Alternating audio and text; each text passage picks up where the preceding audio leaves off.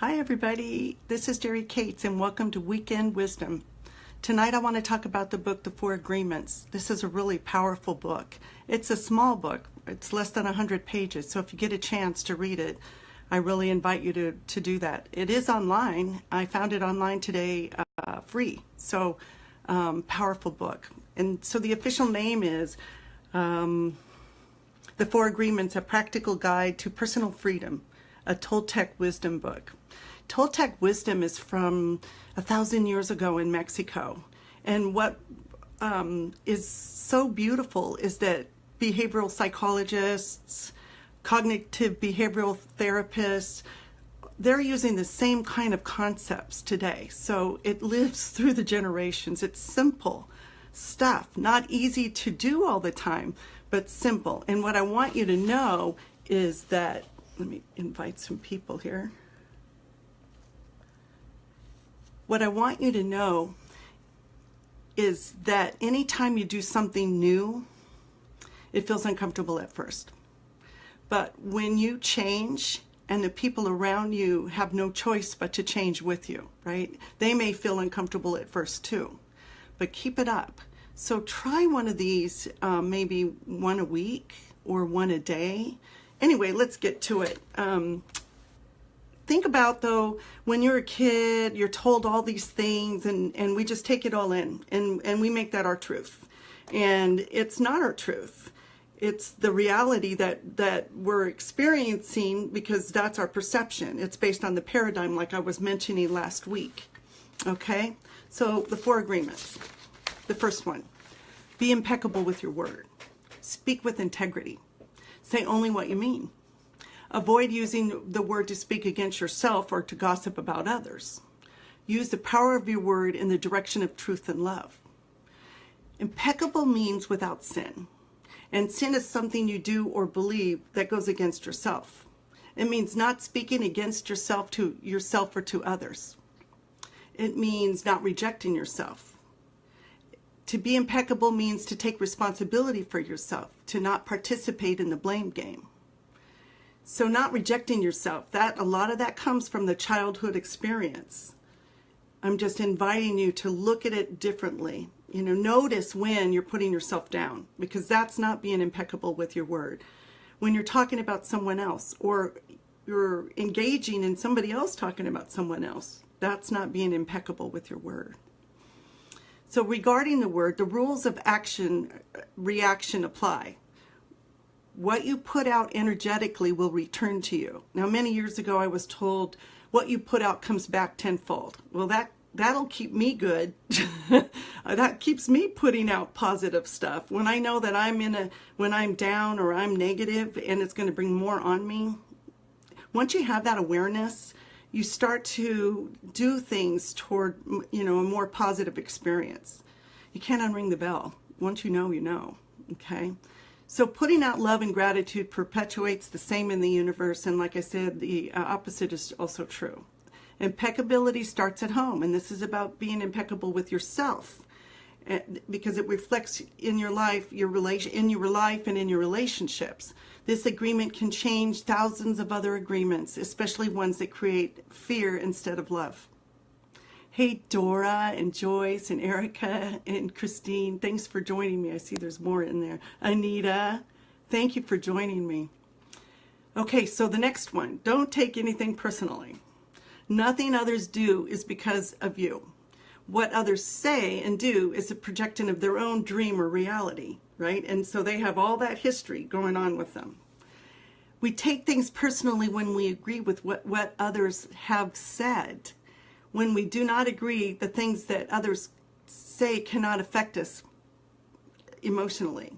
When we do not care what they say or what their words or behaviors are, they can't affect us. So here's a good opportunity to say, okay, when somebody says something and you feel that gut feeling like, oh, I want to react, or I need to react, or I'm going to react, take a breath and ask yourself, what feeling am I feeling? Name the feeling. There's a lot of power in naming it. And what's the belief system behind this? So am I feeling fear? Am I feeling doubt? Am I feeling, and is the belief system I'm not enough or people won't like me? And then what's the truth? The truth is I'm more than enough. The truth is plenty of people love me, right? Okay, let's go to the next, or a little more of this one. Don't take things personally. So if someone yells at you or gossips at you or harms you, it's still not about you, it's about them. And that's really the most important thing, is to remember it's not about you. Our personal belief systems make us feel safe. When people have beliefs that are different than ours, they get scared and they defend themselves because their belief systems are challenged. We've all felt like that. And then there's a tendency to want to impose their view on you. I've done that. Have you had it done to you? Have you done that?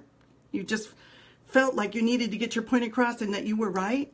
That's tied up in our belief system. It's not necessarily truth, okay? So practice forgiveness. Forgiveness is a promise, not a feeling. Forgiveness is a promise not to use past sins against someone else or ourselves.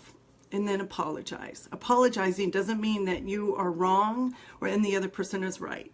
Apologizing just means that you value the relationship and then more than your ego. So think about that for a minute. You value the relationship. You don't have to be right. They don't have to be right. And if you show up as this, like I said, the people around you change. They may be a little resistant in the beginning, but you just be consistent and the people around you will change because what they're doing no longer works. Okay, the next one, don't make assumptions. Find the courage to ask questions, to express what you really want, or to understand what somebody else is trying to say. So communicate with others clearly and ask questions to avoid misunderstandings. I remember my granddaughter, I bought her a gift and I thought, oh, I hadn't seen her since she was a little baby, and I bought her a gift for her it's a Catholic thing, sorry, I can't remember, First Communion. And I thought, oh, she's probably going to get lots of other gifts and this won't be special. What was that about? So I let go of that and I gave her the gift, and she really didn't get a lot of other gifts, and this was incredibly special. And that was a lesson to me that just give. Don't wait or expect something out of it. Just give from your heart, you know? Okay, so don't make assumptions. Ask those questions. Let's see what else is on here. Oh yeah, when we make assumptions that everybody judges us, abuses us, victimizes us, and blames us the way we do ourselves. So, you know, if I think somebody's saying something about me or thinking something about me, I really need to take a look at what am I thinking about myself, and where's that coming from? Is that coming from an old paradigm, an old pattern from when I grew up?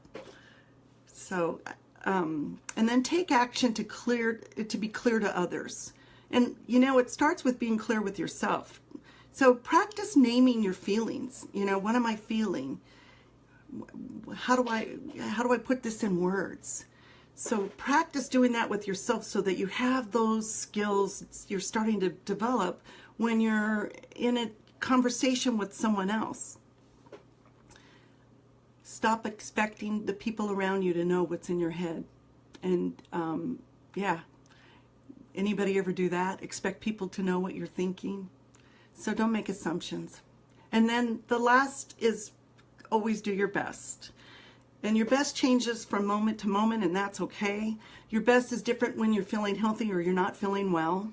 Simply do your best under any circumstances so you can avoid feeling self-judgment, self-abuse, or regret. Just do your best and allow that, right? If I do my best, I don't have to sit there and feel guilty. Oh, I should have done this. No, let go of that.